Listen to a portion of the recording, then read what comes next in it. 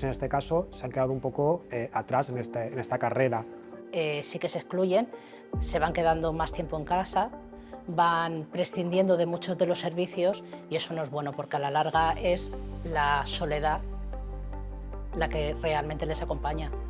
La experiencia nuestra es que recurren a la gente que tienen más cerca, a lo que son los familiares, pues hijos, nietos y demás. Lo que pasa es que los familiares les ayudan en el momento, les solucionan en ese mismo momento, pero no los enseñan.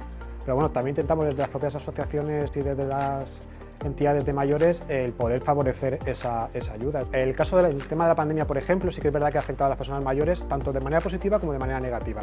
Es verdad que de manera negativa porque ha afectado ese colectivo al que más ha afectado a nivel físico, a nivel de salud. Ha aumentado el interés muchísimo en algunas aplicaciones móviles, pues por hacer videollamadas, por poder ver a los familiares, por no sentirse aislados. Ver con normalidad el tema de la vejez y de las personas mayores.